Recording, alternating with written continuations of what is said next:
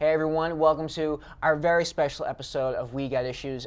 Today, finally, we're getting to the long-awaited topic of race in comics, and there are so many avenues, so many directions we could go in, so many topics and characters. Where do we begin? I mean, what's the first thing that comes to mind when thinking about race in comics and how they're portrayed? That's a good question. For me, it was just I was reading an article this week, and it stated basically it was a basic experiment that happened about 30 years ago, where you had just basically the United Colors of Benetton of children, and they placed two dolls in front of them. One was a Caucasian doll, and one was a caramel skinned doll. And throughout the study, they realized that the minority children were identifying with the Caucasian doll. And so their basically a conclusion was there was just not enough imagery in society or in the images that they see in their day-to-day lives they could identify with. And for myself, being a comic book reader and starting off, like everyone else when they were, a kid, I being a mainstream comic book reader, I definitely enjoyed, from DC to Big Three, Batman, Superman, Wonder Woman, Marvel. We definitely enjoyed Spider-Man, Captain America, Iron Man. But I did always have that soft spot for like Luke Cage, because you see that you see another person who looks has the same pigmentation as you, and you're like you want to root for that person, But over the years, those types of characters have been far and few between. The biggest thing I had was I have a young niece, and one of the questions that she asked me when we went comic book shopping was one, where are the women in comics, and two, where are those of color in comics? And I had to kind of explain to her, like, what you're going to have to do if you want to broaden that scope is that if she likes to draw, and you might be one of those people that bring that next level of diversity in comics. It's funny, my dad said something actually very similar to me like that when I was a kid. He's like, well, if you want to see it, then maybe you should start practicing like drawing and stuff, and maybe you can make it happen. I mean, it was very like inspiring and stuff, but it was around the same thing, because I mean, even from when I was a kid to like even now, the only like just female character of color that can come to mind as just being awesome and always being awesome is Storm. Definitely. That's it. Definitely. I mean, everybody else is just.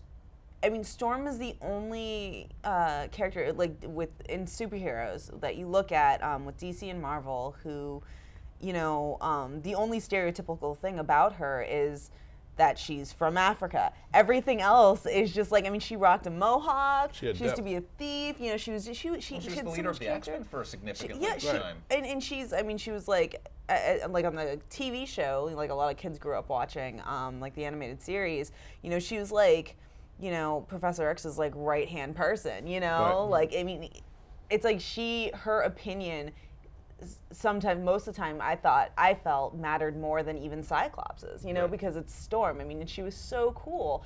But other than that, I mean, you got Vixen wearing bones around her neck, talking to animals. You got it's embarrassing.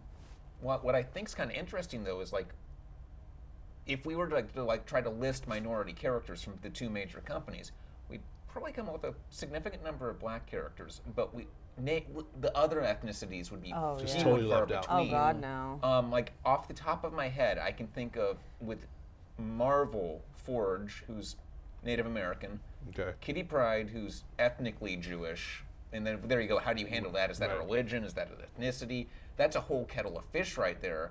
But then even characters could potentially fall in that boat, like Colossus. He's just Russian-esque. Yeah. You don't really like like a Slavic. You don't really have any depictions. You got maybe like one or two Asian heroes. But I can't even think of a Latino hero off the top of my head. Yeah, no. Mainstream, and that's the largest demographic in the U.S. Right. Right. You have like who was it? Blue Beetle. His background storyline is so stereotypical. He's from El Paso, Texas. You like really?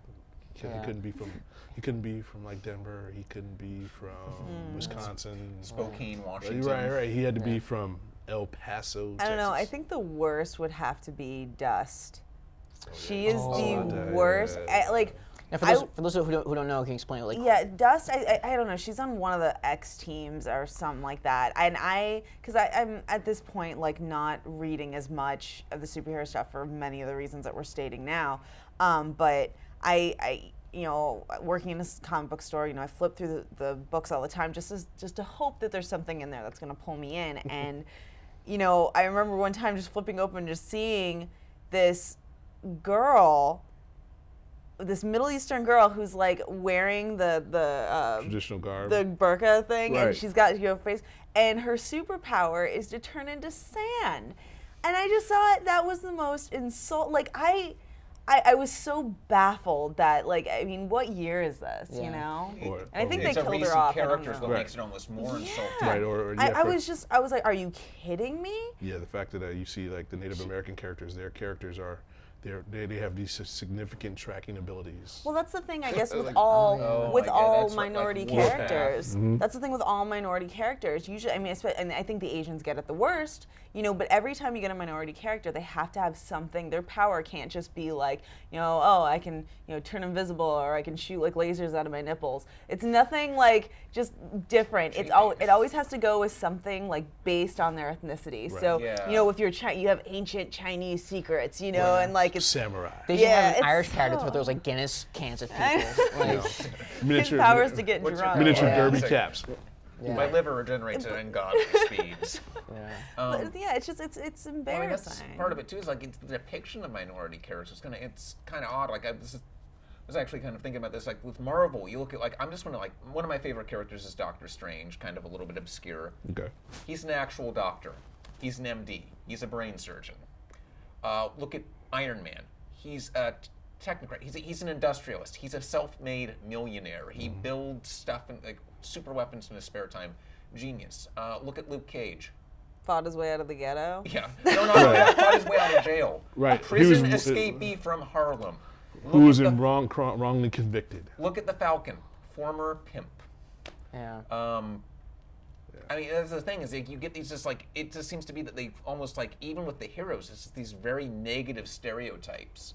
They just even- came from the time period. Oh yeah, With, the the, most with, the, of them- with the exception of Black Panther, a lot of new characters just were created in the 70s because films like Shaft and Coffee and a lot of those movies that had done well because the market demanded it. Comics just wanted to capitalize on it. The good news about that is that some of those characters that were created in that era have actually developed depth. So to Marvel's credit, I have to give them credit when it comes to like a Luke Cage, where they took like the most blaxploitation character ever. Yeah, he had the afro. He talked with slang, but he was hanging out with the Fantastic Four, and it was an He advantage. jacked their ride to go pimp slap Dr. Doom Do for for $200. $200. I'm gonna get my money. Sweet Jesus, sweet Christmas. But now you look at his character now, and his character's developed now that he's a team leader on two superhero teams. One where he's helping out redeem former criminals. That's based on his experience, and then he's leader of a faction of the Avengers, and you just so in a sense you're kind of happy to see that. But But that's only one character. No, I can I tell. mean- There is one. from one company. Yeah. I just love like one black character though that I thought, just from reading like the last 10 years, that I thought was actually very interesting and cool, and it wasn't a safe thing at all. Was the Marvel Max when they did I think it was Supreme Power. It was a Nighthawk. Was that his name? that was That was cool. The interesting. fact that he wasn't a likable guy, and he was so racist. He's like this black guy who's like militantly What was racist, and he will really not help interesting about white that people. character is the way that I remember I was really enjoying that because J. Michael Straczynski had taken a lot of depth to that character, and the way that he was writing him is that you actually saw the cumulative effect of the environment that he was growing up with no real positive role models. Orphaned very violently, he was a Batman a Batman twist pretty much. Yeah. Orphaned very early in age, very violently. took some money his father had left him, invested it quite intelligently, he's very driven, very focused, and just couldn't let go of that. That single incident, his parents being murdered by white supremacists in front of him.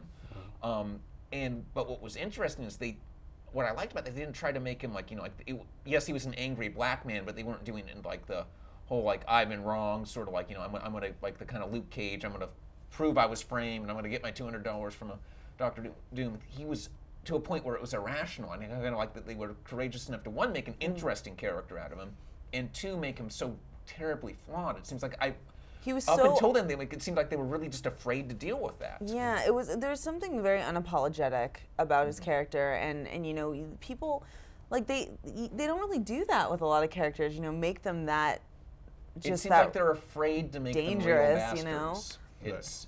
It's yeah, it's like, okay, almost like the hooker with a heart of gold conundrum. It's afraid they're afraid to give them too much personality, or you're going to offend someone. It's like, oh, gee, I don't like the way this black character's acting. I'm going to write the NAACP. And kind of linking like what we're saying now and going back to what you were saying about like not having any role models. When I was growing up watching the X-Men and the one, there was Storm, but the one character that I connected with was Rogue.